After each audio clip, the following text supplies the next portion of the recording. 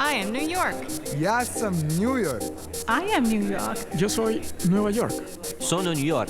Je suis New York. We are New York.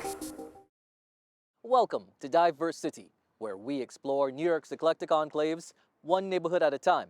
I'm Zyphus LeBron. This month, we're in the planned neighborhood in the central Bronx called Parkchester. The Metropolitan Life Insurance Company, MetLife, built the complex between 1939 to 1942. It was an experiment in creating a suburban-like environment minutes away from the bustling city center, Manhattan. Back then, the area was deliberately majority middle class, white, but that changed in the late 1960s. Now, the neighborhood, designed to be an affordable alternative for white people, is a majority-minority community. On this episode, the hated highway, fighting car fumes and an escalating asthma rate in the area. Hailing a heroine, the woman who sat down to stand up for her rights, even before the legendary Rosa Parks. And tumbling terracotta. Why are long-standing monuments in Parkchester disappearing? Those stories and more coming up on DiverseCITY.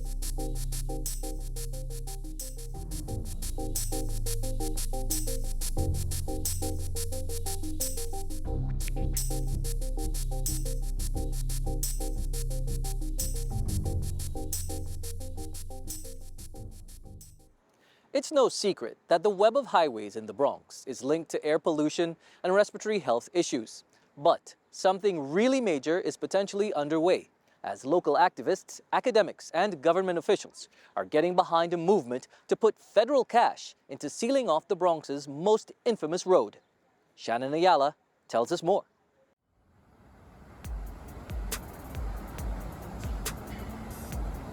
I always say that people in New York get involved in causes because it impacts them.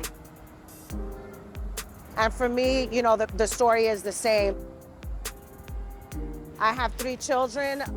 My son was born with asthma. It was something that I didn't know anything about.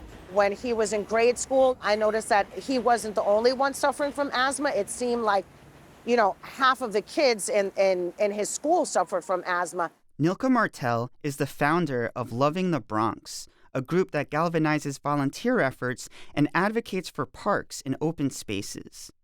Research from the National Institutes of Health showed that Martell was right about asthma rates. The institute found that asthma rates amongst children in the Bronx are higher than anywhere else in the country.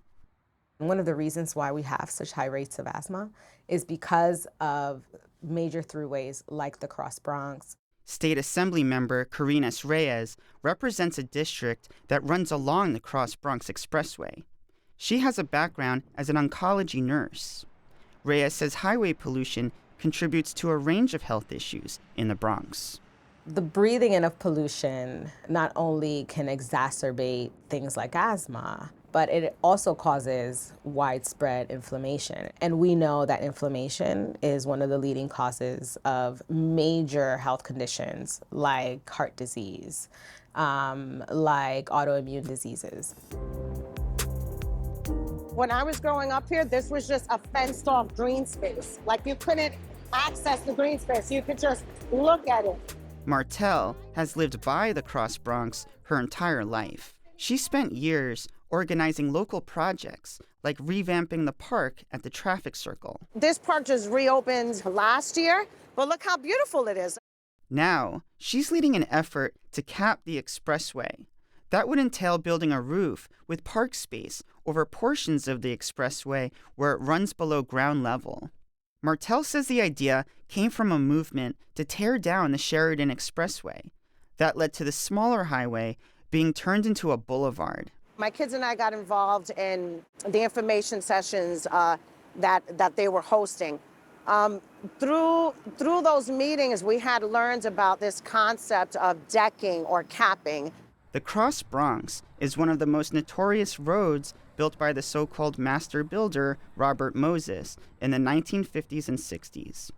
The roadway displaced thousands as it wedged through dense neighborhoods. Robert Cairo's 1974 book, The Power Broker, helped make infamous the expressway's damage on communities. The road also became a symbol of environmental injustice in communities of color. That's why one Columbia professor used it as a case study in a paper on the cost-effectiveness of capping roadways. The question that we were asking was, is it possible that if we make a big investment in something like a park over a heavily polluting freeway, could that potentially produce a return in terms of not just economic returns like dollars, but also in terms of increased longevity? Peter Muennig is a professor of health policy at Columbia University. He authored a 2018 paper that found capping the Cross Bronx would, quote, save both lives and money. And effectively what you do is you say, here's the life of an average South Bronx resident, and here's their life when they're living next to the Cross Bronx Expressway, and here's their life when they're living next to a park. And then you model that year after year and how their health effects are going to change under each scenario. Each year you sort of get a return. Muennig, along with students from Einstein Medical School in the Bronx and elected officials like Congressman Richie Torres and Assemblymember Reyes, are all part of a coalition that's been pushing to cap the Cross Bronx. Reyes seized on an auspicious moment in 2021 when the Biden administration passed the $1 trillion Infrastructure Investment and Jobs Act that included $110 billion for upgrading bridges and roads. For us, it was a perfect opportunity to advocate for some of those resources to come into a project regarding capping the Cross Bronx.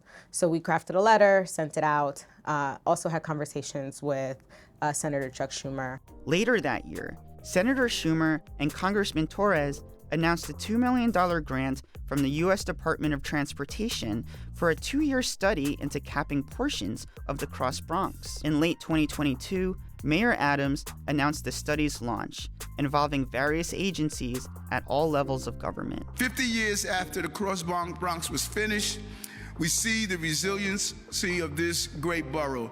There is skepticism that capping the behemoth can really be done, or that President Biden's infrastructure bills would cover the cost. Muennig says the math makes sense. So I think we're pretty comfortable with the science side in terms of what kinds of returns are you going to get on this investment.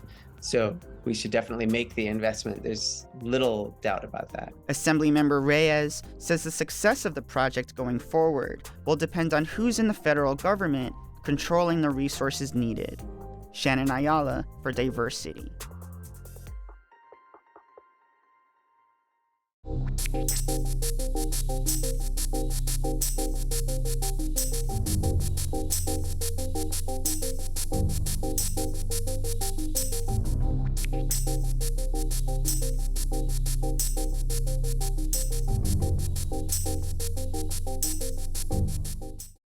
Parkchester was once the refuge of an unsung hero of the civil rights movement. Craig Thompson has the story of the woman whose own community rejected her when she stood up for her rights and theirs. New York City has many streets named after historical people. Right here in the Bronx, Colin Powell Way, Roscoe C. Brown Plaza, and Fannie Lou Hamer Street. One of the most recent additions, Claudette Colvin Way, speaks to a defining moment in the civil rights struggle. In March of 1955, Claudette Colvin was riding the bus in Montgomery, Alabama. She sat in the front, at a time when segregation laws only allowed black people to sit in the back. She refused to give up her seat for white people. Yeah, the people on the bus saying that that I had to get up, talking amongst themselves and calling me and using the N-word and everything. Colvin had been learning about black leaders and barrier breakers like Booker T. Washington, George Washington Carver, and Jackie Robinson. This was part of what was then called Negro History Week, which eventually became Black History Month. But 2 other historical figures were on her mind. So John Truthhammer pushed me down on one shoulder, and Harriet Tubman Hand was pushing me down on another. And I said that history had me glued to the seat, and I couldn't move. I had a teenager mind. At the time, I didn't have to think about the family and the welfare and the consequences of my action. I had a teenager mind. I was only responding to that bus audience. Colvin was taken off the bus and manhandled, as she said. She was arrested, charged with disorderly conduct, assault and battery, and violating the segregation laws. And when they put the handcuffs on me through the window, I realized that I was in trouble. This brief encounter paved the way for protests in Montgomery over the next year and helped ignite the country's larger civil rights movement. Her actions really were the impetus for the bus boycotts. Tracey Baptiste is the author of a graphic historical novel that covers the period between Claudette's action and then 9 months later, when Rosa Parks also refused to give up her seat. It becomes super, super important to have stories like Claudette's, for example, be part of the historical record for really young kids. Because I think young kids understand that you don't have to be the biggest name in the room. You don't have to do the biggest things. You can do your little part and have it be meaningful. What happened 9 months after Colvin's arrest was, in fact, a pretty big thing. In June of 1956, Claudette testified in the Browner v. Gale case in federal court in Montgomery. This case, brought by lawyer Fred Gray on behalf of Claudette and 3 other plaintiffs, sought to overturn the bus segregation law. Her lawyer, Fred Gray, specifically had her go last because he knew how good a speaker she was. But it really was her testimony that got the court to agree that the law was unjust and to throw it out. Fred Gray and the 4 plaintiffs, Colvin, Aurelia S. Browder, Susie McDonald, and Mary Louise Smith, won the case that was later upheld at the Supreme Court. We was jubilant that day. She had an incredible impact on the movement in Montgomery as part of a stream of people, Montgomery residents, who were challenging segregation in different ways. Christopher Bryan Burrell is an associate professor at Hostos Community College. Because as a young Black person in the Deep South in the 1950s, I mean, she was literally putting her life on the line, the lives of her family members potentially, as well as any chances at potential economic stability and security in that city. So she was risking a lot by being willing to testify and doing so as the mother of a very young child. Things did indeed get hard for Colvin after her win in court. In my community, people shunned me. The parents told their children, don't go near Claudette Colvin, because she is trouble. A lot of Black people was afraid of white people because you remember the KKK was very active in those days. So they didn't want to lose their job or get into trouble. She also got pregnant and had a hard time holding on to a job. After people got to know me, I was labeled as the girl in the bus seat. I became anonymous, but when my identity was revealed, the employer would fire me.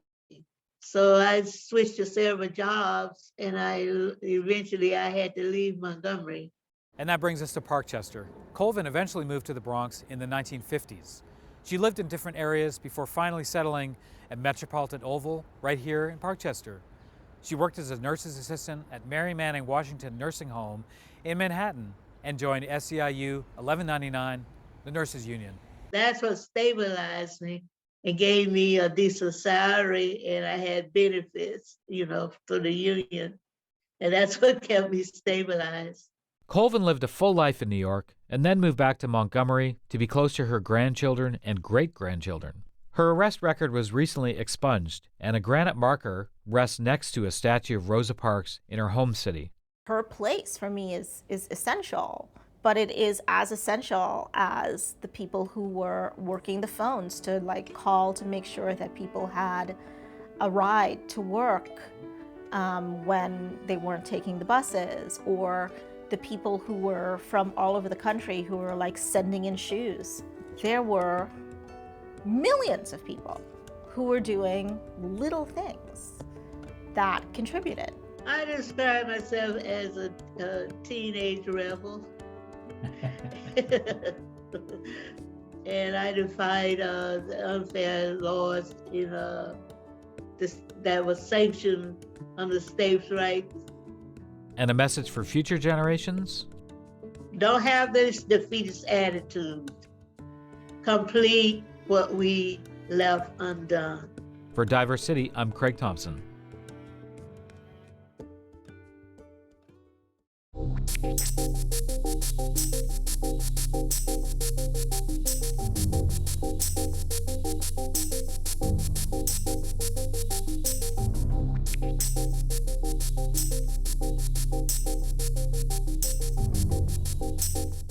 One of the unique features in Parkchester are the ornamental sculptures on many of the buildings. These playful pieces of art are a neighborhood treasure created back in the 1940s. While their place in history is secure, their future is not. Linda Simidian filed this report.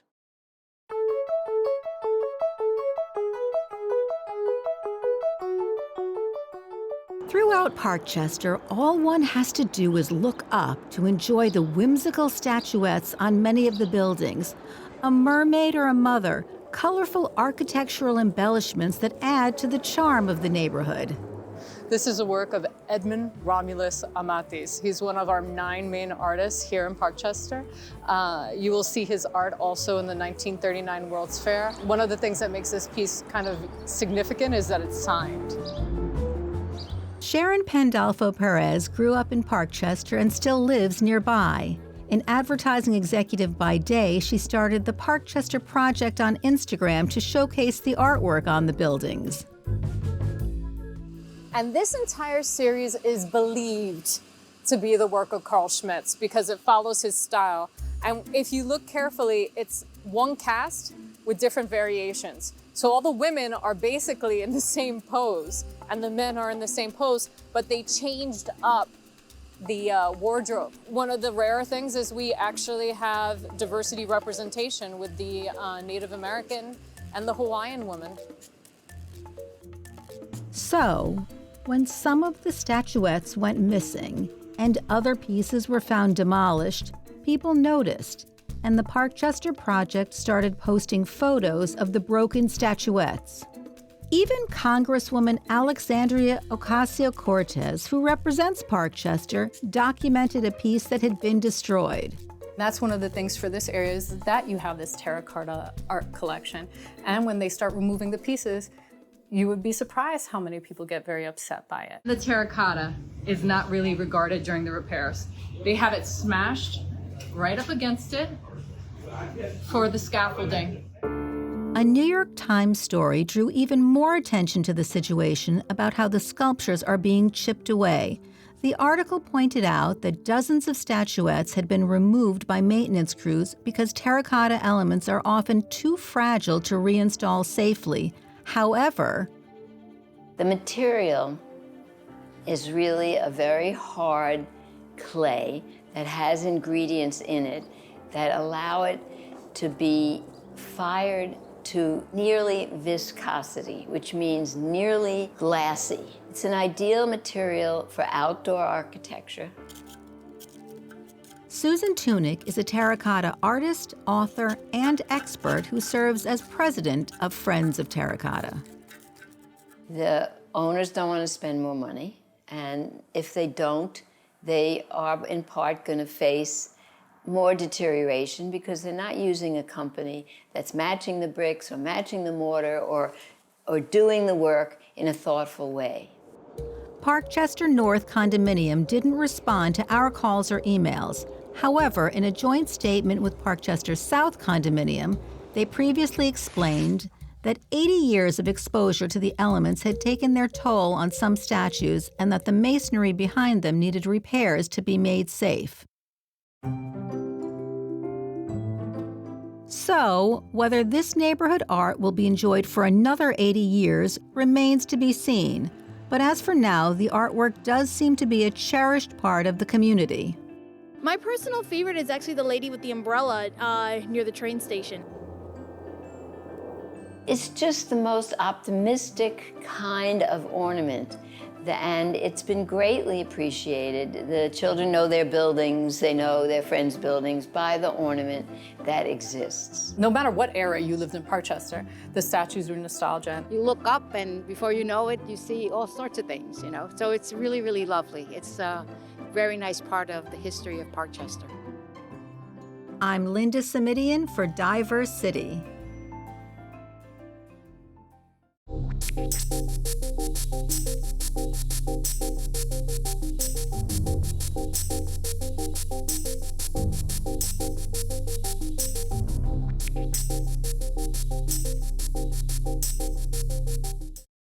Although Parkchester is now known for its robustly diverse population, consisting of Indian, Malaysian, and Bangladeshi immigrants, the city within a city was not always this way. In fact, it was heavily segregated well into the 1960s. We hear more in this piece, reported by Vanessa Mouner and produced by Hannah Kavanagh. I grew up in Parkchester. When we went into Manhattan, we thought we were going into the city. It was a bucolic neighborhood with parks and trees and playgrounds. It was a beautiful place to live. Professor Jeffrey S. Gurock didn't just grow up in Parkchester. He wrote a book about the neighborhood.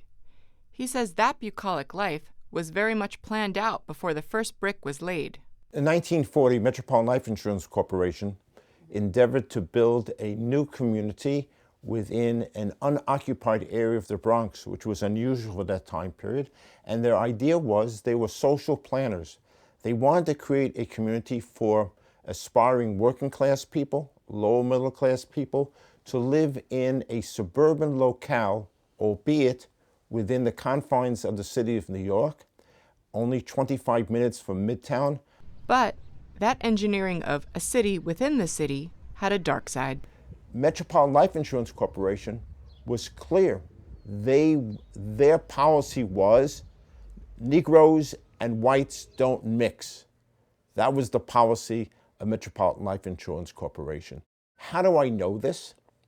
Because Metropolitan Life Insurance Corporation has an archive in Long Island City, and it's open to scholars, and they let me look at their records. And going through the records, you see memorandum that are sent to the renting offices. If Mr. Brown comes, or Mr. Black comes and wants an apartment, you know what you tell him? Fella, you're on the list. You're on the list, but you never get off the list. And that was the way their policy was, because they wanted to create a white neighborhood. Parkchester residents pushed back against this policy. This led MetLife to take a different approach. They created Riverton houses in the northern section of Harlem, which was supposed to be an integrated neighborhood. Well, it turned out to be segregated to a great extent, segregated in the sense it was overwhelmingly African American. So it was very cynical on the part of the Metropolitan Life Insurance Corporation. It's only in 1968 where the Human Rights Commission of the state of New York says to Metropolitan Life Insurance Corporation, you know what? Not only are we going to continue to fine you for what you're doing, we're going to throw you all in jail. At that point, all of a sudden, Parkchester begins to open up its gates to people of color. The community's African American population then skyrockets. It's the 1970s, a time of great upheaval in the city. There are blackouts, fires, and racial tensions are inflamed. Many white people started leaving the area as black people looked for a way out of their stricken neighborhoods.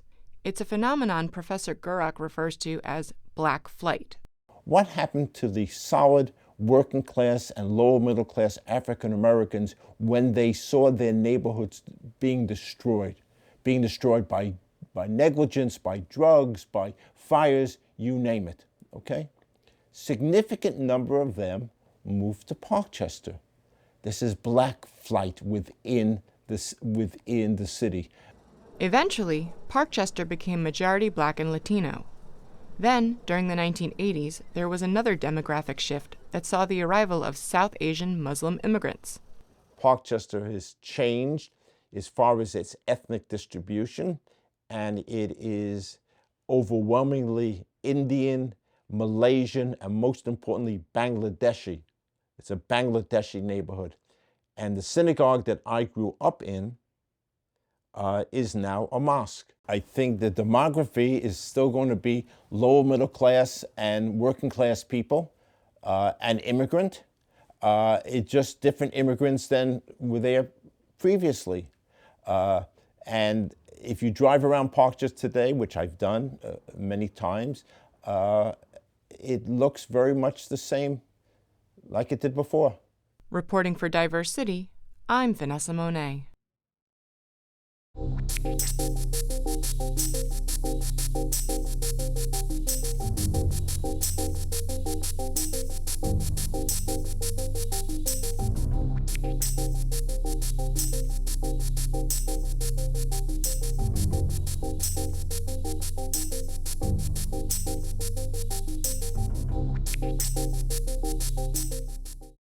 That's our look at Parkchester in the Bronx. Join us next time when we'll head over to another Bronx neighborhood, Spuyten Duyvil.